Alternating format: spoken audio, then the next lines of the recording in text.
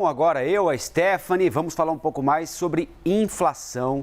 Foi divulgado agora há pouquinho, ficou em 1,62% em março. Isso significa a maior inflação em quase 30 anos, desde o início do Plano Real, para o mês de março, né? Então a gente vai tentar explorar um pouco mais esses números, entender o que está acontecendo, o que vem pela frente. E para isso, convidamos para nos ajudar a Rafaela Vitória, que é economista-chefe do Banco Inter. Tudo bem, Rafaela? Bom dia. Bom dia a todos. Rafaela, mais cedo a gente já estava conversando aqui com a Priscila Asbeck, nossa analista, né, dizendo que os combustíveis, os alimentos tiveram um peso danado na inflação de março, né? Eu queria te perguntar o seguinte, a gente vem mês após mês registrando recorde de inflação, né? E nós já temos mais de um ano de alta de juros pelo Banco Central para tentar conter a inflação. Por enquanto, não conseguiu, né? Essa continua sendo a receita, ou seja, a gente vai continuar aumentando os juros numa economia precisando de estímulo, precisando de crédito, precisando de aquecimento para combater uma inflação. Se estamos fazendo isso já há um ano e não está dando certo? Sim, infelizmente, a gente teve mais uma surpresa negativa no IPCA de março. A gente já esperava uma alta forte por conta dos alimentos e combustíveis, principalmente, mas veio ainda acima do esperado.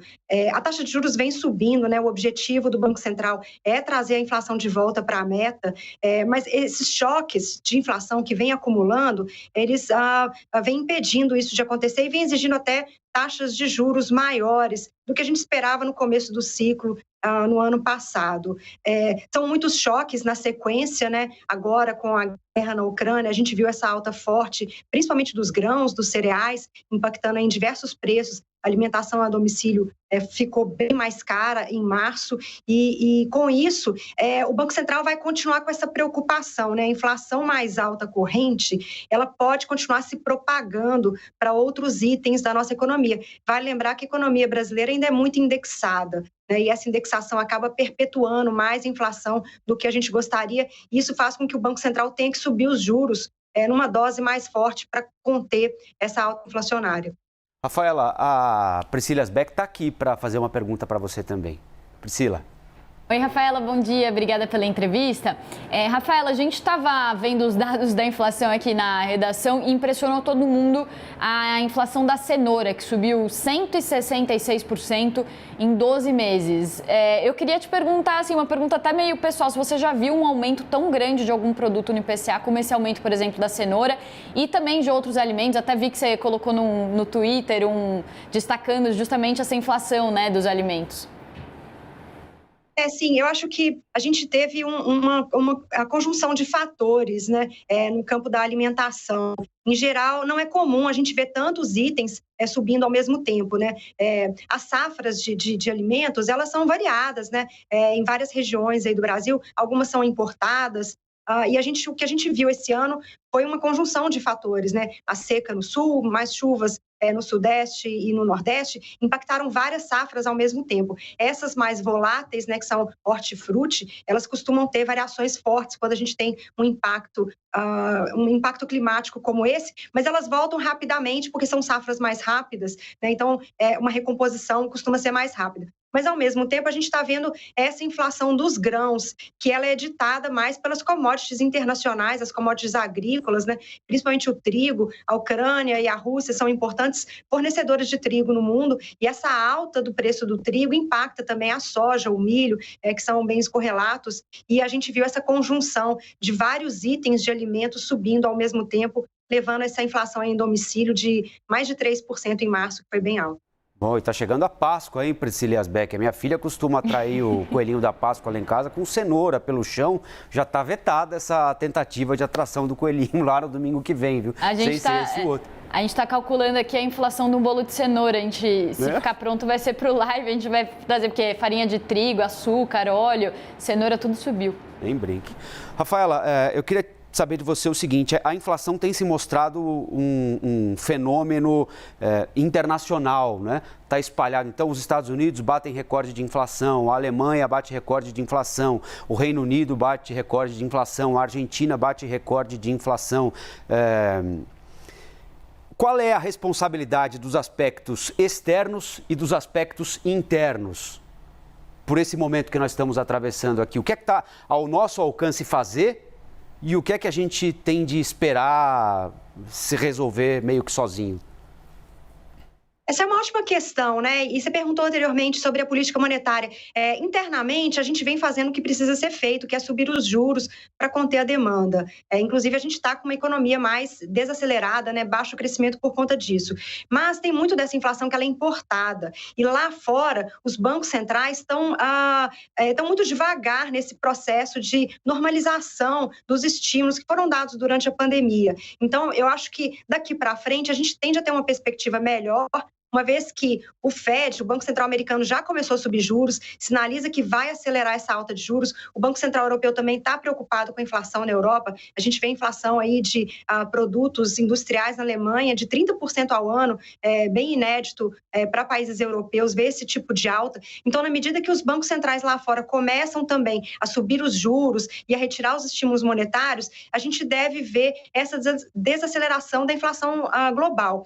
Na margem, ali nas últimas semanas, a gente começou a ver os preços das commodities internacionais estabilizando. Aqui no Brasil também, com um câmbio melhor, uma vez que a nossa política monetária está na frente, nossos juros maiores acabam também trazendo uma certa estabilidade para o câmbio, para o real. A gente tem uma perspectiva um pouco mais positiva, né? O número de março foi muito elevado, mas a gente olha para frente e já consegue visualizar algum alívio, principalmente vindo da normalização da política monetária lá fora e também do câmbio e do nível de commodities mais estável aí nas últimas semanas.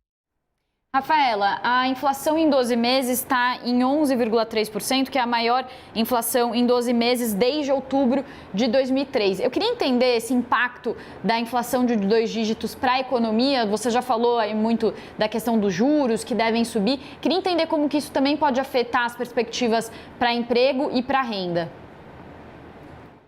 A gente tem uma grande preocupação hoje com essa inflação mais alta, que é levada, né, por alimentos e combustíveis até nos últimos 12 meses, ela vem realmente tirando o poder de compra do consumidor. Quando a gente olha para outros itens, né, da inflação, serviços, a gente viu agora aluguéis, né, com um reajuste próximo de zero aí no mês de março. E quando a gente olha para reajustes salariais, a gente continua vendo esses reajustes abaixo do nível da inflação. Então, existe sim um poder de compra do consumidor. As famílias vêm tendo a renda real impactada por essa alta da inflação. Isso é um ponto de preocupação. Isso vai desacelerar o consumo ao longo do ano, não só porque os juros estão mais altos, encareceu o crédito, mas a renda familiar mais baixa, a renda real principalmente, ela acaba impactando no consumo das famílias. Então, é sim um ponto de atenção, uma preocupação, essa inflação tão alta, principalmente em alimentos e combustíveis, ela vai impactar o consumo das famílias de maneira geral em 2022. Rafaela, para a gente encerrar, só uma última pergunta que me ocorreu aqui. A gente conversa muito com colegas seus, né? Ouve muito a Priscila, a Thaís, o Naca aqui na nossa programação. E o dólar é sempre um fator a pressionar a inflação, não é? Há uma tendência de queda da moeda agora, nessas últimas semanas. Você acredita que essa é uma tendência para o médio, para o longo prazo? É um episódio? Olha, a gente vê com bons olhos, né, essa valorização do câmbio. A gente passou boa parte de 2020, 2021 com o câmbio num patamar mais desvalorizado, acima do patamar de equilíbrio da nossa moeda, várias questões fiscais. Nossos juros ali de 2% ao longo de 2020 também teve um certo impacto. E hoje o câmbio de volta aí para 4,70, ele significa também um certo alívio para a inflação, principalmente no segundo semestre. Lembrando que leva um tempo, né, para a variação cambial impactar a inflação corrente, principalmente no IPCA.